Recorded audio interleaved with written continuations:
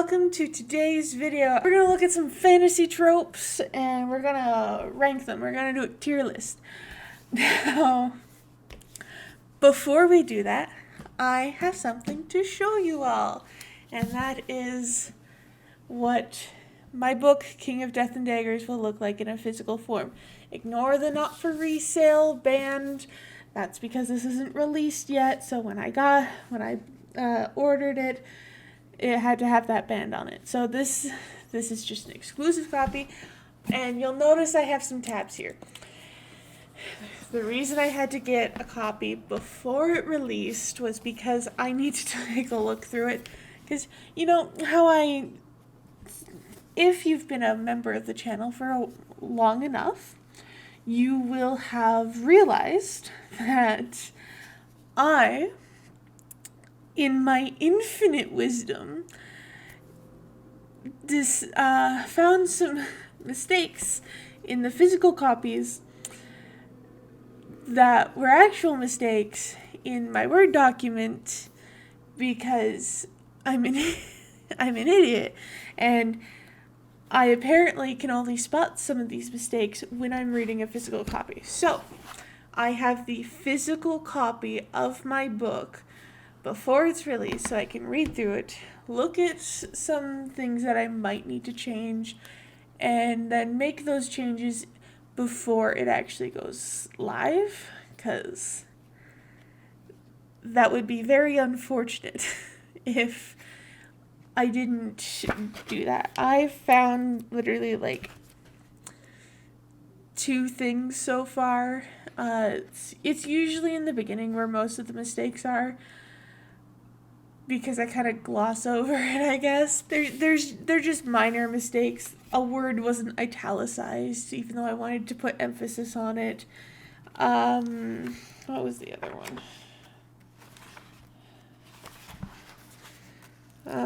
I should have taken out one word, and I needed to add a word to a sentence because it was missing and it didn't make sense otherwise. So it's just minor things like that. Won't really change the reading experience if these changes aren't made, but it'll make me feel better. But yes, King of Death and Daggers will be out on May 24th.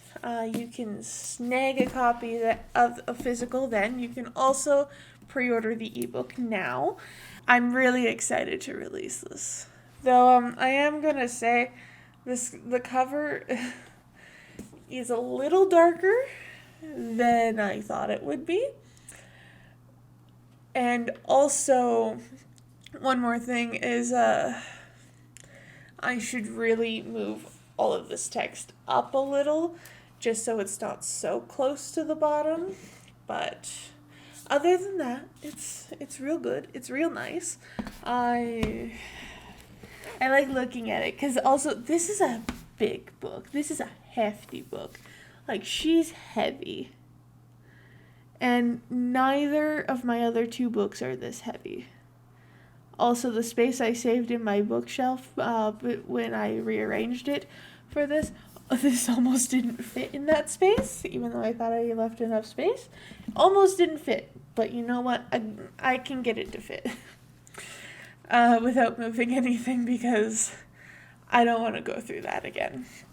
Anyways, so that's it for my self-promotional bit of this video. So this is just a pre-made tier list. You got love it, like it, it's okay, it depends, and dislike it.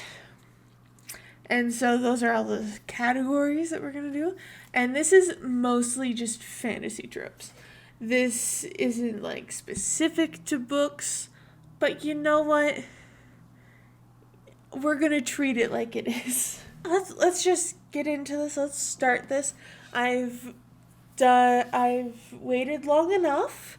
I've made you guys sit through my promotional part long enough. And yeah, let's just get into it. So, let's start off with our Evil royalty. I'm gonna say personally, I like it. We'll put it there for now. And I'm gonna say it like I'm not love it, even though I do have my own like evil royals, but I also have good ones in my series. So yeah, uh, sure there are bad royals, but not all royalty is evil, I would say. At least I would like to believe. So I would like to believe there are good ones out there, and so I'm not a huge fan of all royalty is evil. Some can be good, and it's good to emphasize that there can be good royals out there. And just to have that trope of evil royalty all the time kind of gets boring. Like, I like it, but also, why? Like, I feel like there should be a reason for it. Next, we have Break the Curse. I, I actually, for some reason, do like Break the Curse tropes. I have one in my own book series, and I do it kind of weirdly. It's not like the forefront of things, but I do like seeing curses broken because it's really nice to have a look at, and oh my god. Seeing the different ways that curses can be broken is really nice, and you can spin it so many different ways. It can be really fun, but if it's not done correctly, then yes, it can be pretty bad as well, but you know what? It is a trope I do love, and I will continue to love it, depending on if the author of the book I am reading does it well or not. It wholly depends on how it is written, because you can have a break the curse thing, but it could be very just non-creative in how it's broken, and it can be very just problematic. And honestly, if it's not done correctly, then we have an issue of, oh, this doesn't feel like it should be done like this. And then you have a lot of differing opinions on whether or not the book is good because of this one thing. So, definitely depends on how it's written. But I'm not putting it on it depends, because I personally do love the trope regardless. But yeah. Our next trope is royal politics. Okay, this one's going, and it depends, because it truly does. I have some royal politics in my book series. I'm only showing King of Death and Daggers because I'm too lazy to go get the other two. I have royal politics in these. It is strong in royal politics. But the thing is, it needs to be done in an entertaining way. Now, there's also a lot of royal politics in one of my favorite trilogies, which is Defy the Night. Still haven't read the last book in it, so no spoilers for me, please. But I haven't. But it doesn't bog down the story. It really doesn't. It's a good plot device for the story because of how it's worked through. And it's not all that boring, in my opinion. It is pretty politic heavy for royal politics, but it is so fascinating at the same time. And honestly, royal politics, it surely depends. It depends on how it's incorporated. If it's not like an important thing and it's just there to be there, then no, it shouldn't be in there. It just shouldn't. If you want to have it in there and it's just not really that important, you can have like a sentence, maybe two, addressing it and then move on. Because royal politics, it depends on the story that is being written. Now we got our next one, which is magic is secret. It's okay. I'm gonna say it's okay. Now, the reason I don't like this is because I like to have magic in my books, and like I like to have it so that the characters don't have to hide their magic, because that just feels like a cop out.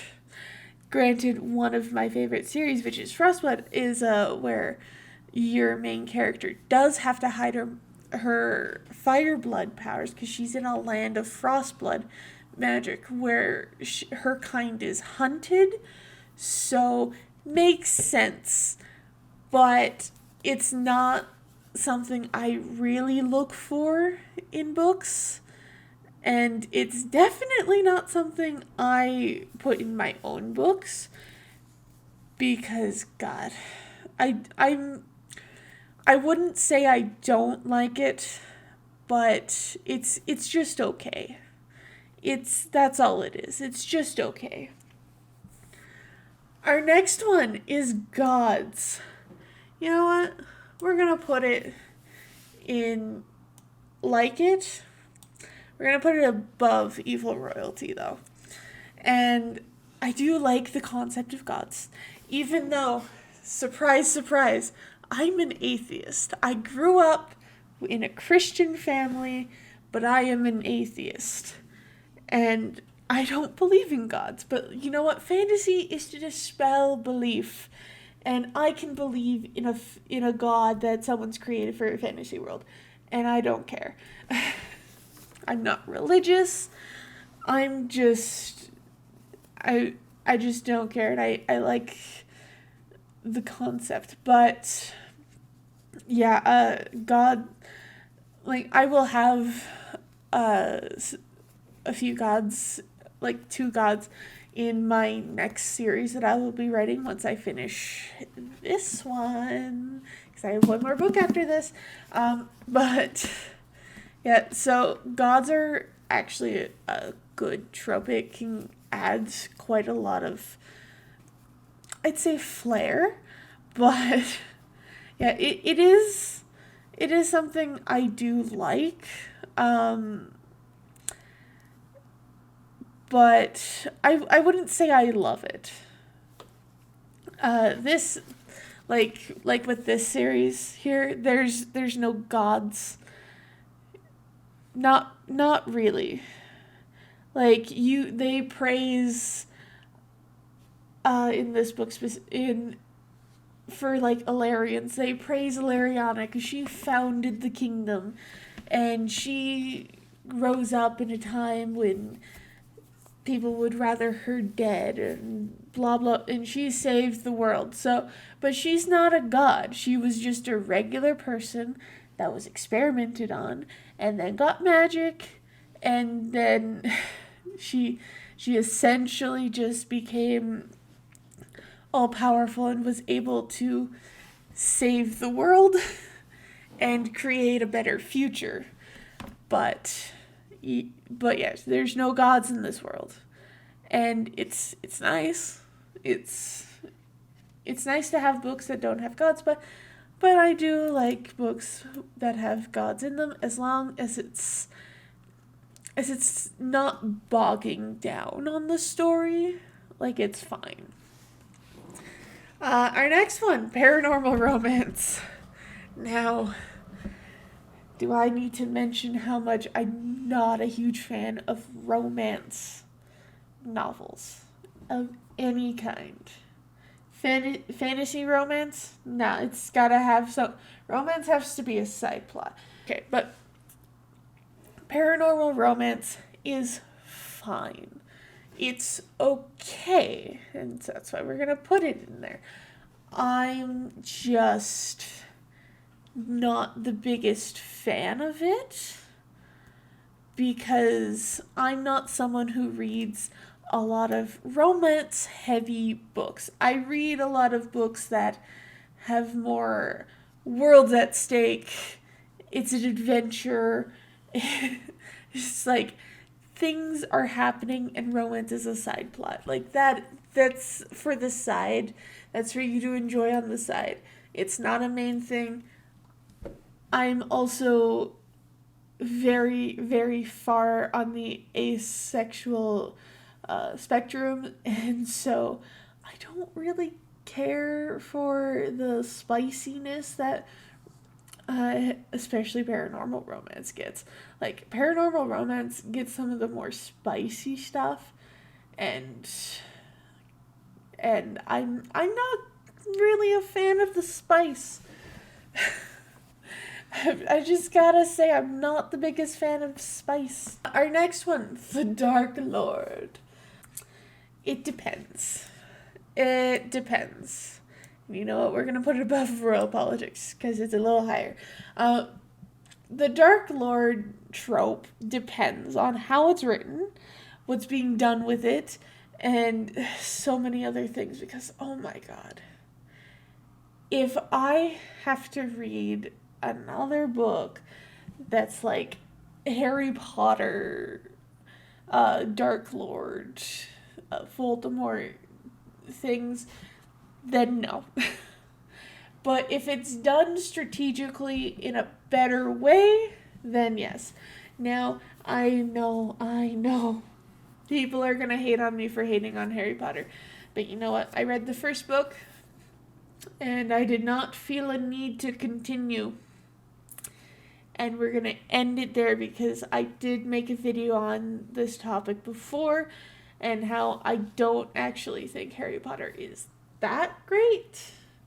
Like, it was good for its time, but it's not like the be-all and end-all of fantasy. So, yeah. Our next one is fairy tales. I'm putting her up here. I'm putting her above Break the Curse because I love fairy tale retellings, especially ones written by Marissa Meyer. Shout out to Marissa Meyer. Her amazing books. She's lovely. Her Lunar Chronicle series was great. Heartless destroyed me. And she's just so good with fairy tale retellings, but being able to put it into a whole new world, and it's great. I love them. I also just love putting twists into fairy tales, and it's just great. I love it. Mythology, also great. I love mythology. Lore from Alexander Bracken, masterpiece. Percy Jackson is good. I just haven't read past the first book. And that's not because I don't like it and I don't feel a need to continue, unlike with Harry Potter. I just have an issue with moving on. I read it when I was in high school. Ebook, library. And then I couldn't read the second because of certain things happening, and yeah, let's just say I really need to get back to it and start reading it again. It's just there's so much Percy Jackson now. It's kind of intimidating. But you know what? I'll get to it eventually. I got 3 of the books in my shelves somewhere. Probably on the bottom shelf. Just because they're the paperbacks and they're small. They don't fit a height that the rest of them do. Anyways, our next one is the Chosen One trope. I'm gonna say I like it, and I like it to be higher. Hello. Thank you. But yeah, it's just, I like it. The Chosen One is a trope that has to be done right. But you know what? That's fine. Like, it's fine to have a Chosen One trope. It is completely fine. And it's a good trope. There's a reason it's done. But if it's done to the dirt and it's done terribly, then it's not going to be great. But I like the trope. I do. It just needs to be done properly. Like, all of these tropes need to be done. The dead relative, I'm going to be honest, I don't like it. I don't like if a story starts with a dead relative. Like, that's just lazy. There's a reason I don't have the only people that have dead relatives is it happens on the page of the book that I write. There's a reason for it, and I'm not too keen on the dead relative trope. It can be done well.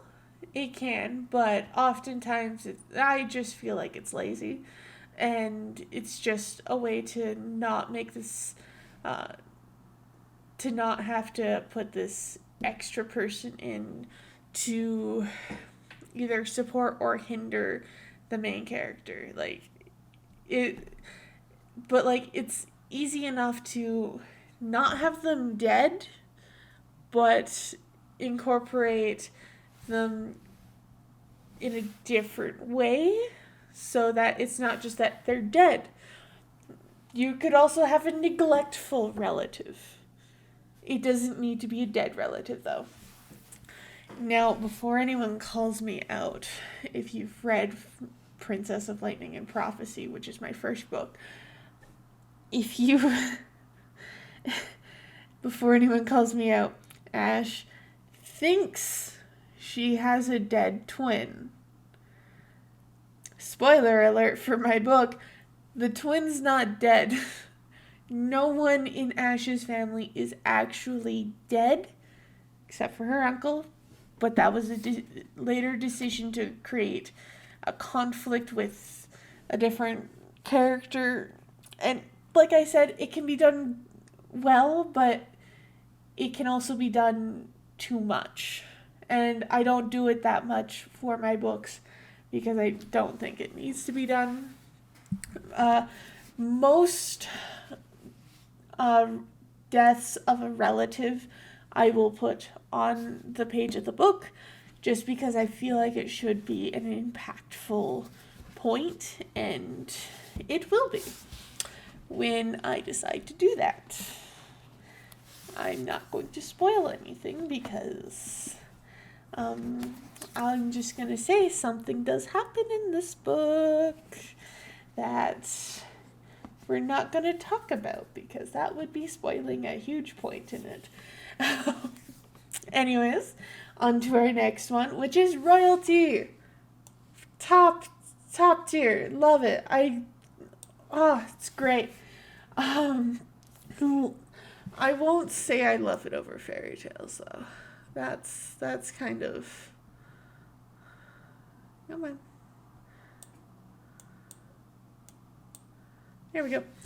I mean, my entire book series is royals. Like, half of my cast is royalty. I like royalty.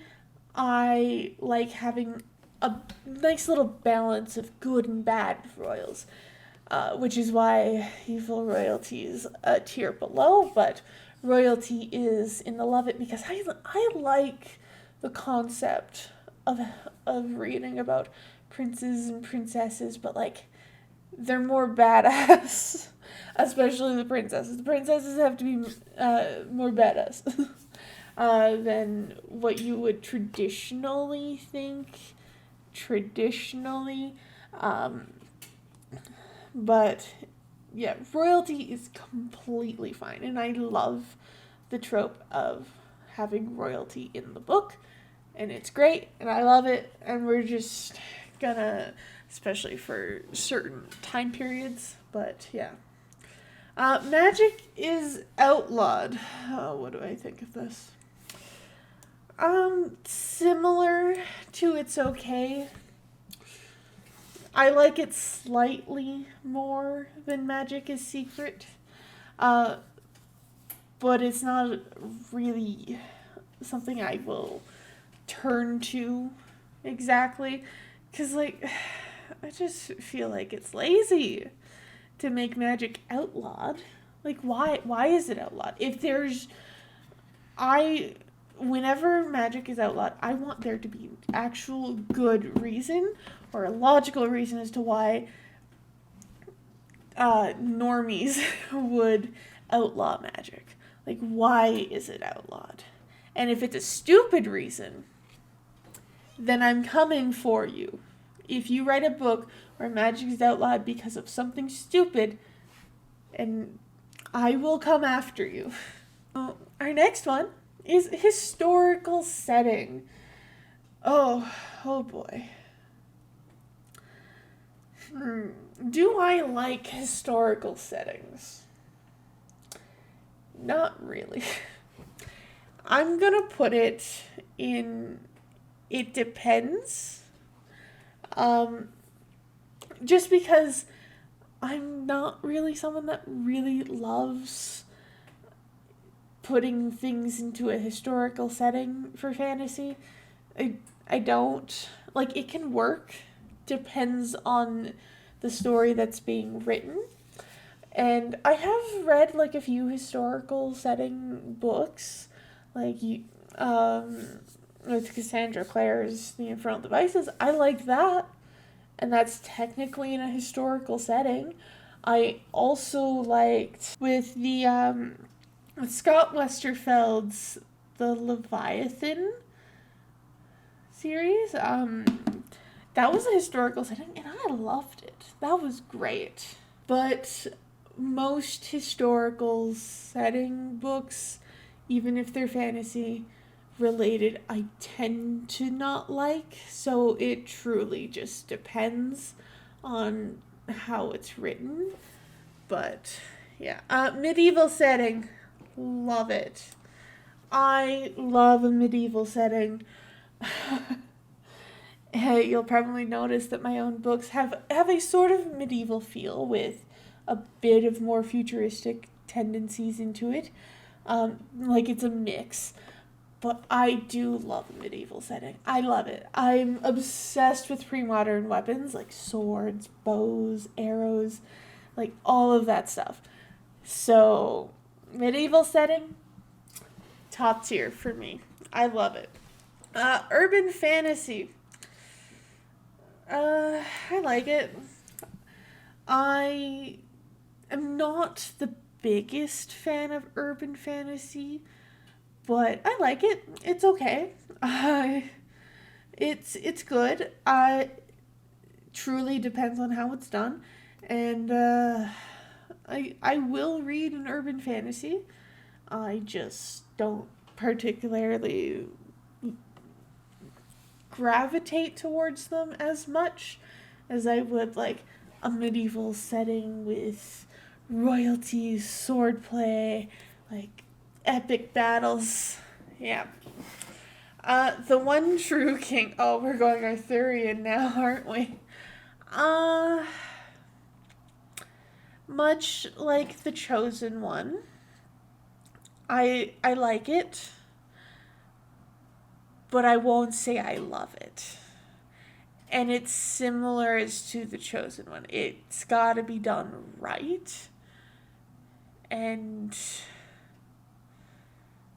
yeah, it just has to be done right. But it's a good trope. It can be, and I like it. Our last one is True Love Saves the Day. Do I like it? No. I'm gonna be honest. True Love Saves the Day, not a great trope. Like, you could have it, and it'll be fine. But, like, in reality, true love does not save the day. It truly doesn't. Like, and it shouldn't. Like, there's no reason where you should have that true love saves the day. It's ridiculous. And I will never have a true love saves the day kind of thing in my books because, if my characters love each other, that's just a thing. That's just a plot, side plot, but that's not going to be the reason that they save the day. True love doesn't always save the day, and I'm not about to write books that live to that belief. But yeah. Anyways, that is my tier list. It's an interesting tier list, I know. But yeah, the only ones I really don't like are Dead Relative and True Love Saves the Day. Who thinks that? Like, what? Dead Relative is stupid, and True Love Saves the Day is also stupid. But you know what? Either of them could work in certain aspects, I guess. But I did have to put something in dislike, so that's what it is.